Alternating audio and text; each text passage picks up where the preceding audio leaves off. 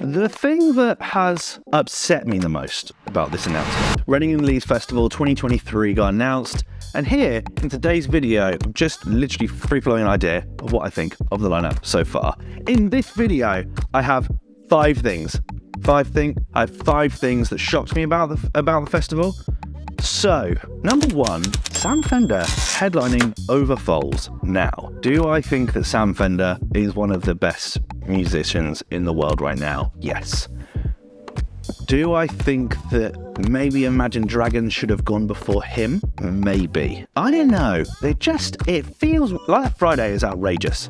That Friday is outrageous. What's going to happen is the same thing that happens every year for me, which is Friday's amazing, Saturday is a shocker, and then Sunday is a bit of a slog. And this year at Reading, it was one of my favourite days on Sunday, but it was definitely a slog. But by the afternoon, we were kind of done. And I love Billie Eilish. I think she's amazing, but I don't think I'm going to be able to convince the boys to get excited for that show. If I am, it's going to take me a year to do it. So, hey, maybe that's the way we do it. So, putting Foals underneath Sam is a shocker for me. An amazing Friday and an amazing, to get them both in one day is brilliant. But a shocker, they think that he can be a bigger pull than Foals. I know that the whole idea of having six headliners is that you have six headliners, not three headliners and three supports. But you do have three headliners and three supports.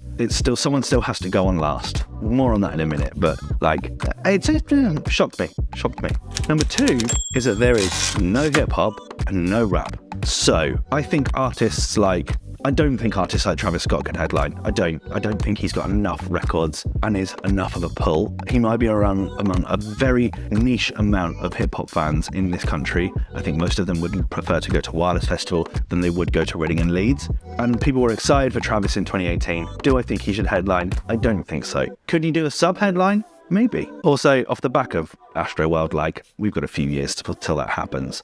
I think other people that have already headlined, Post Malone, I'm thinking Eminem, I'm thinking Kendrick Lamar, I'm thinking Dave, I'm thinking Stormzy, are great examples of artists that could headline. In the poster prediction, I put Skepta, who I think absolutely could be enough of a pull to headline. I think maybe A$AP Rocky could have headlined, especially if we're getting Megan Thee Stallion and Halsey to headline in this six headliners thing.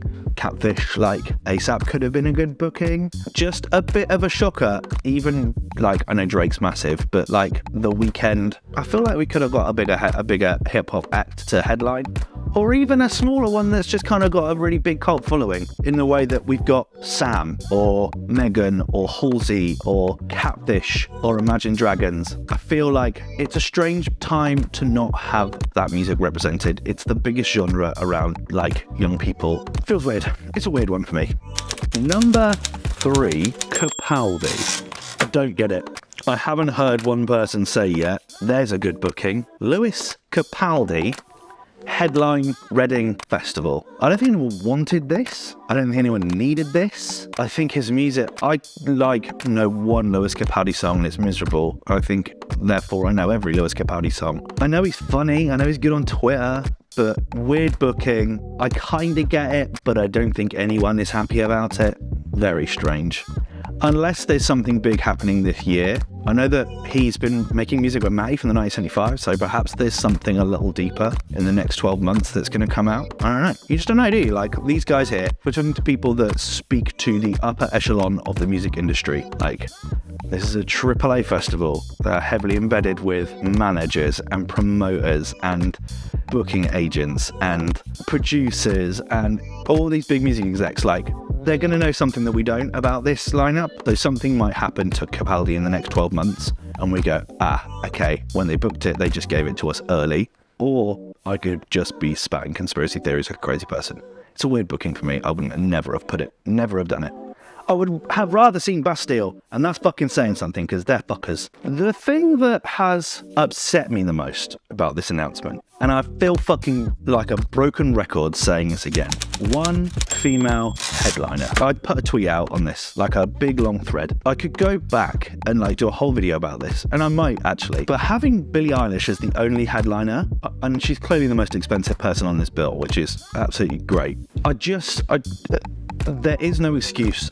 Last year we had 2 female headliners. I kind of feel like they were token pop headliners rather than like a good booking. I don't know who bought tickets to Reading Festival to see Halsey and Megan Thee Stallion. People will buy tickets to go see Billie Eilish. There's no question.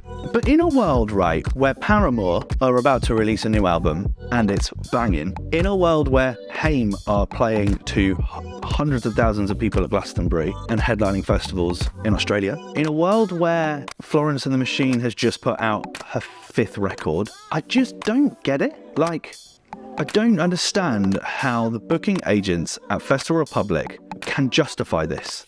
I don't understand any way how they can see that they don't have the responsibility to do more here. I remember the first time hearing about this, it was, I don't know if it was Leonie Cooper, but it was certainly an NME article got put out, I think it was 2014, where they removed all of the men from the lineup and only left in artists that had like prominent female members or were women. And it was like nothing, or like empty.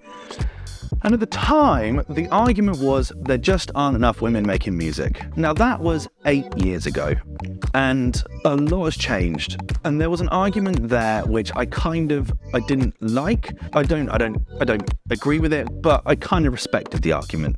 Now there is no excuse. I'm not saying that like there should be a 50-50 split, because I don't think that actually helps. Honestly, I don't think that actually helps the situation. I just don't understand how in 2022, where we have 6 headliners, that we can't have at least 2 of them women every year. At least. Like, if we can have Lewis Capaldi headline, then we should be having a female act replacing him. Like, that is bollocks. Like, anyone. I would have taken Becky Hill over Lewis Capaldi. And that's no disrespect to Becky Hill, she works incredibly hard. Just not my kind of thing. But do you know what I mean? Like, now, at some point, these arguments around there just aren't enough women in big enough positions is gonna just be ridiculous. Like, we can't continue to have that debate. To wrap up, the one thing, because I know that there's going to be comments here just saying, like, don't need to bring gender into it, or there aren't enough women doing this, or it's not, the worst one is, it's not RNL's responsibility. And I remember when I started doing the research for Pink Pantheress at the start of this year, she did an interview with Bieber Doobie. And there's like one sentence in it, I'm going to try and dig it out, but it says something along the lines of... Like, I remember seeing Paramore at Reading. Oh my God, that was Paramore. Hayley Williams. So no, she's the best. She's the person. Literally, when I saw how much fun she was having on that stage, I was like, I have to do that one day. And I think that sentence literally articulates the point and the importance of having a split lineup so much. It's okay if you don't like it's not okay if you don't like female artists, because you're missing out on so much great music. And I'll say it's fucking bullshit and sexist and sort yourself out. But I do think that it's super important to have a mixed representation to encourage the next generation of people who are making music. And I think that having people in higher positions and more prominent positions send a message. It says, hey, you could do this too. And I think that wonderful, wonderful things happen when we start getting diverse. And I just think it's a real fucking shame to yet again be missing out on that opportunity to inspire a lot of people. The gender issue is a fucking bullshit one. I'm really pissed off with it. Actually, it's fucking bollocks. And final, the thing that has shocked me the most is how everyone's fucking pissed off that Wet Leg have got such a high position. Wet Leg are fucking brilliant. They're fucking brilliant. BBC Sounds of Runners Up. Amazing. #1 album. Played to a sold out gig across the UK. Played out to a sold out tour across Australia. Doing amazing in America. Have a great debut record. Played to... I couldn't even get close to seeing them at Glastonbury. There wasn't a fucking chance. And just to top it off, they're nominated for like 3 Grammys. What the fuck is wrong with everyone? Wet Leg are massive. They're a fucking great pull. I can't wait to see them. And everyone that's going like, I think they're rubbish. Fuck off. There you go. Done. That's my review of this lineup so far. Ultimately, everyone that's pissed off about it just fucking go find another festival to go to. It's fine. It's just a music festival. I know, and like that's someone who I put more hours into this fucking YouTube channel than you ever will know, and I'm saying it's just a music festival. If you buy tickets, you're gonna have a great time. Like, you're gonna go, you're gonna see some great music, you're gonna discover a load of music that you've never seen before, you're gonna have a great time with your friends. That's all that fucking matters. Really, that's all that matters. And in 6 months' time, when all the people that are miserable at this fucking lineup have decided that they want to move on with their life and go see something else, everyone else will be starting getting excited for it. And then in a year's time, when the next announcement comes, hashtag Reading and Leeds is rubbish will be trending again. I've literally made 2 videos about this. I'm not doing it again. So that's my thoughts on the lineup. I think it's great. I'm really excited. I'm not going to go see Lewis Capaldi because I think he's shit. I might go see Imagine Dragons because they've got a couple of really good records. I might not, and that's okay too, because there's a pub and beer to go drink and lots of other great music to go watch. I am interested in what you have to say about what you're excited about. Season 5 of WTF is looming. We're December the 28th, like we're around the corner, and I am just putting a little feeler out there to see if anyone is interested in giving me a hand with some research / some feedback. If you have a skill that you're looking to develop in filmmaking or content creation, or if you want some experience, like I've made this my full-time job. I'm now a filmmaker by trade. I do that for a living. That's crazy. All because I started making videos on YouTube 4 years ago. So if that's a profession that you're interested in and would like some experience and like some help, then I have a need for some help and maybe scratch back. I'm kind of interested to see if anyone wants to help out. But also, I really do want to make this more of a community. I want to have a bit more of a back and forth. I know that the R&L Mill Boys are really interested, and there's a couple more content creators around music festivals in the UK cropping up, and I would love to kind of encourage a little bit more of this. Lots of conversations over on the subreddit, which will be in the description below. You can also join the R&L Mill Discord if you want something a little bit more instant. You've got their podcast. Subscribe. We've got some amazing content coming in the next 12 months. So yeah, I don't know what else to say really. Let me know your thoughts in the comment section below as always, and I'll see you in the next one. Cheers. Bye.